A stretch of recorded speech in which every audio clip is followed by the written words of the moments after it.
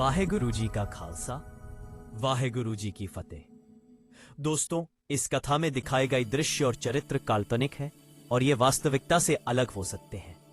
इस कथा में किसी भी दृश्य या कथा से किसी की धार्मिक भावनाओं को चोट पहुंचती है तो हम अग्रिम रूप से माफी मांगते हैं।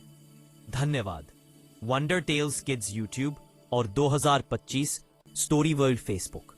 तो आइए दोस्तों, सिख इतिहास के महान पन्नों के बारे में आपको बताने की एक छोटी सी कोशिश करते हैं। सिख इतिहास के स्वर्णिम अक्षरों में दर्ज 4 साहिबजादों की वीरगाथा केवल एक परिवार का इतिहास नहीं, बल्कि अन्याय के विरुद्ध अडिग रहने की मिसाल है। यहां उनके जीवन और शहादत का विवरण दिया गया है। परिचय: गुरु गोबिंद सिंह जी का परिवार। सिखों के 10वें गुरु गुरु गोबिंद सिंह जी 1666-1708 ई के 4 पुत्र थे, जिन्हें श्रद्धा से 4 साहिबजादे कहा जाता है। उन्होंने मुगल सम्राट औरंगजेब के शासनकाल में धर्म और मानवता की रक्षा के लिए अपने प्राणों का बलिदान दिया। 1. बड़े साहिबजादे।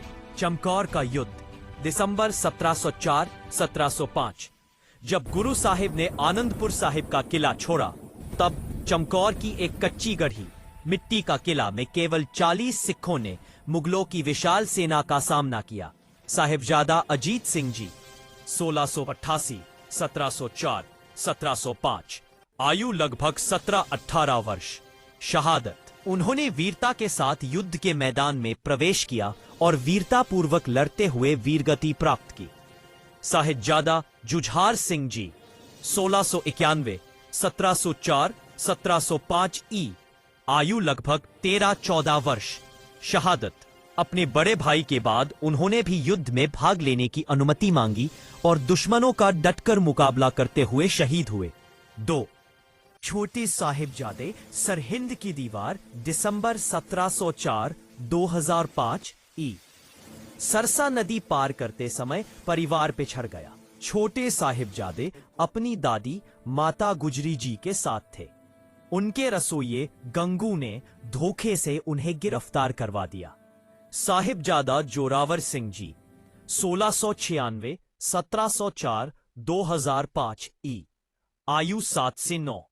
साहिबजादा फतेह सिंह जी 1699, 1704, 2005 ई, आयु 5 से 7 वर्ष। इतिहास की घटना: सरहिंद के नवाब वजीर खान ने उन्हें इस्लाम कबूल करने का लालच और डर दिखाया। जब वे अपने धर्म पर अडिग रहे तो 26 दिसंबर पोख का महीना को उन्हें जिंदा दीवार में चिनवा दिया गया। तो उसके बाद छोटे साहिबजादे शहीदी को प्राप्त हो गए और उनकी शहादत की खबर जैसे ही माता गुजरी जी को मिली, वो भी परमात्मा के चरणों में जा विराजे।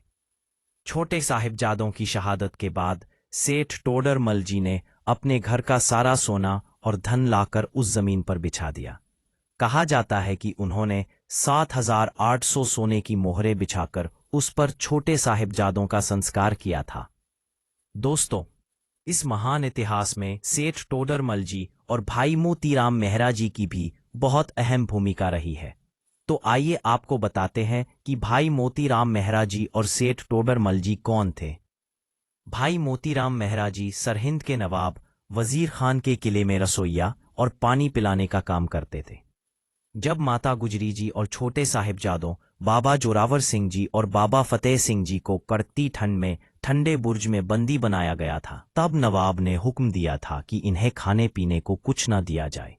भाई मोतीराम जी ने अपनी जान जोखिम में डालकर पहरेदारों को रिश्वत दी और रात के अंधेरे में माता जी और साहिबजादों के लिए गर्म दूध लेकर पहुंचे। उन्होंने लगातार 3 रातें यह सेवा की।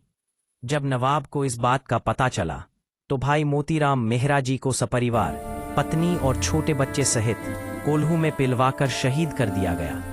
उन्होंने धर्म और सेवा के लिए अपने पूरे परिवार का बलिदान दे दिया। दीवान टोडरमल जी सरहिंद के एक धनी और धार्मिक हिंदू व्यापारी थे। वे गुरु घर के अनन्य श्रद्धावान थे। जब छोटे साहिबजादों और माता गुजरी जी को शहीद कर दिया गया तो मुगलों ने उनके अंतिम संस्कार के लिए जमीन देने से मना कर दिया। नवाब ने शर्त रखी कि अगर जमीन चाहिए तो उसे सोने की मोहरें खड़ी करके ढंकना होगा। ध्यान दे दोस्तों, नवाब ने मोहरें बिछाने के लिए नहीं, बल्कि खड़ी करने के लिए कहा था। टोडरमल जी ने अपने घर का सारा सोना और धन लाकर उस जमीन पर बिछा दिया। कहा जाता है कि उन्होंने 7,800 सोने की मोहरें बिछाकर वह छोटी सी जमीन खरीदी थी। आज उस स्थान पर फतेहगढ़ साहिब में गुरुद्वारा ज्योति स्वरूप बना हुआ है। यह दुनिया का सबसे महंगा जमीन का टुकड़ा माना जाता है, क्योंकि इसे सोने की मोहरों के बदले खरीदा गया था। दोस्तों, गुरु गोविंद सिंह जी के चारों पुत्रों का बलिदान भारतीय इतिहास की सबसे महान और प्रेरणादायक घटनाओं में से एक है। उनके जीवन और शहादत से हमें कई महत्वपूर्ण शिक्षाएं मिलती हैं। धर्म और सत्य पर अडिग रहना, निडरता और बहादुरी, फियरलेसनेस, अन्याय के खिलाफ आवाज उठाना, संस्कार और चरित्र की शक्ति। इतनी कम उम्र में साहिबजादों के पास जो ज्ञान, मर्यादा और ठहराव था, वह उनके उच्च संस्कारों को दर्शाता है। यह हमें प्रेरित करता है कि बच्चों को बचपन से ही वीरता, त्याग और नैतिकता की शिक्षा देनी चाहिए, ताकि वे कठिन समय में विचलित न हों। चढ़ती कला। गुरु गोबिंद सिंह जी ने सिखाया कि जीवन के सबसे कठिन दौर में भी हमें परमात्मा पर विश्वास रखना चाहिए और हमेशा चढ़ती कला, उच्च मनोबल में रहना चाहिए। दोस्तों, इस पेज को सब्सक्राइब, लाइक और शेयर करना और हमारे YouTube चैनल को भी सब्सक्राइब करना और साथ ही बेल आइकन भी दबाएं, ताकि आपको आगे आने वाली और कथाओं और कहानियों के बारे में जानकारी मिल सके। हमारे फेसबुक पेज का लिंक और YouTube चैनल का लिंक आपको इस कथा की डिस्क्रिप्शन में मिल जाएगा। धन्यवाद।